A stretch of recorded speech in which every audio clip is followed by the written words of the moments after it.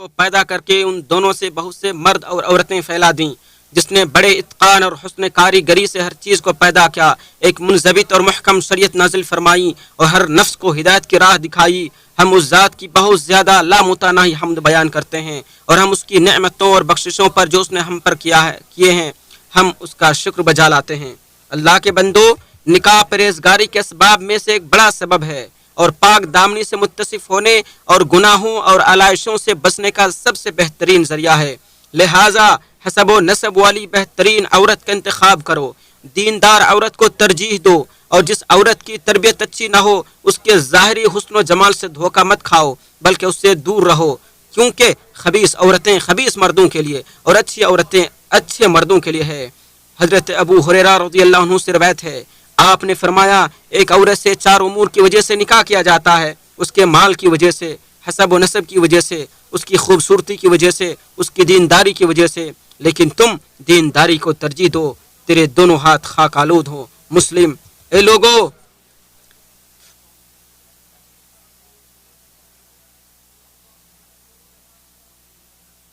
طلاق آفسی نہ اتفاقی و ناچاقی اور منافرت و اختلاف سے نجات حاصل کرنے کا ذریعہ ہے۔ ارشاد باری ہے، اگر میاں بیوی جدا ہو جائیں تو اللہ تعالیٰ اپنی وسعت سے ہر ایک کو بے نیاز کر دے گا، بس اللہ سے ڈرو اور طلاق کو بغض و عداوت، قطع تعلقی اور رشتوں کو توڑنے کا ذریعہ نہ بناؤ۔ ارشاد باری ہے، اور تم آپس کے احسان کو فراموش نہ کیا کرو۔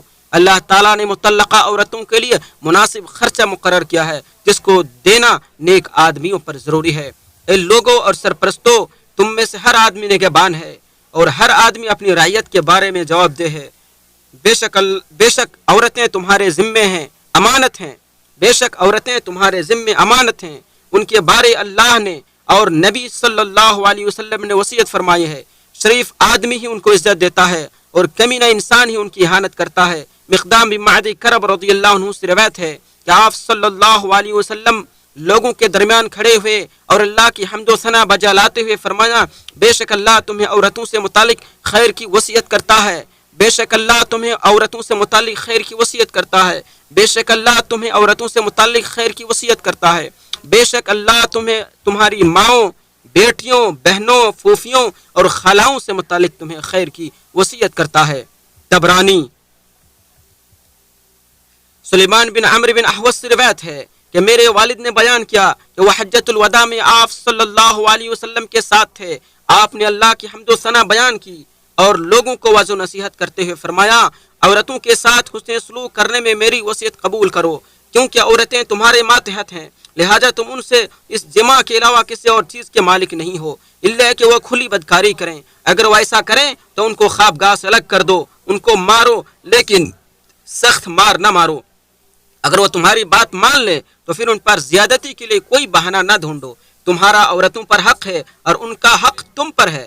عورتوں پر تمہارا حق یہ ہے کہ وہ تمہارا بستر ایسے شخص کو روندنے نہ دیں جسے تم ناپسند کرتے ہو، اور وہ کسی ایسے شخص کو تمہارے گھروں میں آنے کی اجازت نہ دیں جسے تم ناپسند کرتے ہو۔ سنو، اور ان کا حق تم پر یہ ہے کہ تم اچھی طرح ان کو کھانا اور کپڑا دو۔ ترمذی۔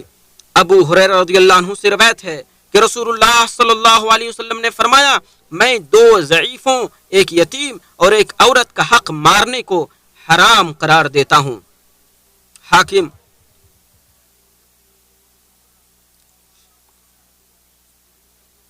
اسلامی بہنوں، بے شک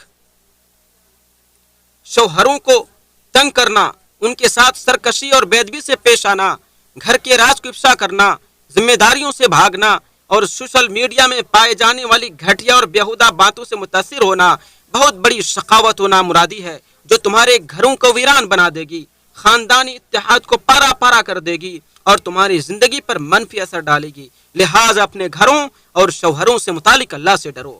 حضرت عبد الرحمن بن عوف سے روایت ہے کہ اللہ کے رسول نے فرمایا،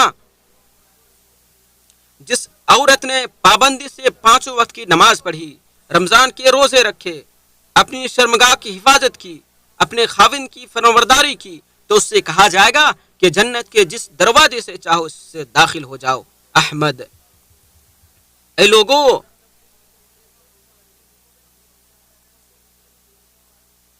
میاں بیوی کے درمیان تعلقات کو خراب کرنا، ان کی آپسی محبت الفت کو بگاڑنا، ان کے درمیان فتنے کا بیج بونا، انہیں ایک دوسرے کے خلاف بھڑکانا، ان کے درمیان جدائی اور طلاق کا سبب بننا حرام ہے، اور ایسا کرنے والے کو اس کا خمیازہ بھگتنا پڑے گا۔ حضرت ابو ہریرہ رضی اللہ عنہ سے روایت ہے، اللہ کے رسول صلی اللہ علیہ وسلم نے فرمایا، وہ شخص ہم میں سے نہیں ہے جو بیوی کو اپنے شوہر کے خلاف اور غلام کو اپنے آقا کے خلاف بہکاوے اور اسے نفرت دلائے۔ حاکم: اے مسلمان عورت، اللہ سے ڈرو، کیونکہ نکاح ایک مضبوط بندھن اور عہد و پیمان ہے، اس لیے بغیر کسی سخت مجبوری کے طلاق کی خواہش مت کرو۔ ثوبان رضی اللہ عنہ سے روایت ہے، اللہ کے رسول صلی اللہ علیہ وسلم نے فرمایا، کوئی بھی عورت جو اپنے شوہر سے کسی سخت ضرورت کے بغیر طلاق کا مطالبہ کرے تو اللہ اس پر جنت کی خوشبو کو حرام کر دیتا ہے۔ اے لوگو، صبر ایک بڑی منقبت، بہترین نیکی اور عظیم عبادت ہے، لہذا صبر کرو، اور جو زیادتی کرے اس سے درگزر کرو۔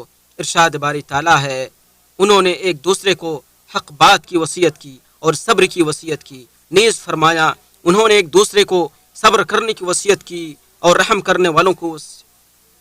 کرنے کی وصیت کی۔ صبر ہی مصیبت کے ازالے کی کنجی ہے، اور اس کی وجہ سے اللہ تعالیٰ بندے کے مقام و مرتبے کو بلند فرماتا ہے۔ ارشاد باری تعالیٰ ہے، اور صبر کرنے والے کو خوشخبری دے دیجئے۔ نیز فرمایا بے شک اللہ تعالیٰ صبر کرنے والوں کے ساتھ ہے۔ نیز فرمایا بے شک صبر کرنے والوں کو ان کا اجر بلا حساب و کتاب دیا جائے گا۔ لہٰذا اے لوگوں، صبر کو لازم پکڑو اور جلدی کرو اپنے رب کی بخشش اور اس جنت کی طرف جس کی چوڑائی آسمانوں اور زمین کے برابر ہے، جو پرہیزگاروں کے لیے تیار کی گئی ہے، جو خوشحالی اور تنگ دستی ہر حال میں خرچ کرتے ہیں اور غصہ کو پی جاتے ہیں اور لوگوں کو معاف کر دیتے ہیں۔ اے اللہ، تو ہمیں صبر عطا فرما، عفو درگزر اور غصے کو پی لینے کی توفیق عطا فرما، ہماری کوتاہیوں کو معاف فرما۔ اے اللہ، ایمان کو ہمارے لیے محبوب بنا دے، اسے ہمارے دلوں میں مزین کر دے، کفر اور فسق و فجور کو ہمارے لیے قابل نفرت بنا دے اور ہمیں ہدایت یافتہ لوگوں میں شامل کر لے۔ اے اللہ، اے دلوں کے پھیرنے والے، تو ہمارے دلوں کو اپنے دین پر ثابت قدم رکھ۔ اے دلوں کے پھیرنے والے، تو ہمارے دلوں کو اپنی اطاعت و بندگی کی طرف پھیر دے۔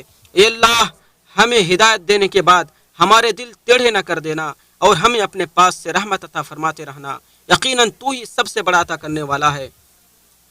اے اللہ، اسلام اور مسلمانوں کو قوت عطا فرما، اپنے توحید پرست بندوں کی مدد فرما، اور اس ملک کو اور دیگر تمام اسلامی ممالک کو امن و امان کا گہوارہ بنا۔ اے اللہ، تو ہمیں اپنے اپنے ملکوں میں امن و سکون عطا فرما، ہمارے ائمہ اور حکمراں کی اصلاح فرما، تو ہمارے فرما رواں خادم حرمین شریفین کو اپنی خاص توفیق سے نواز، ان کی مدد فرما اور انہیں صحت و عافیت عطا کر۔ اے سارے جہاں کے پالنہار، اے اللہ، انہیں اور ان کے ولی عہد کو اپنے پسندیدہ امور کی توفیق دے۔ اے دعا قبول کرنے والے، ہمارے دعا قبول فرما۔ صلی اللہ علیہ وسلم۔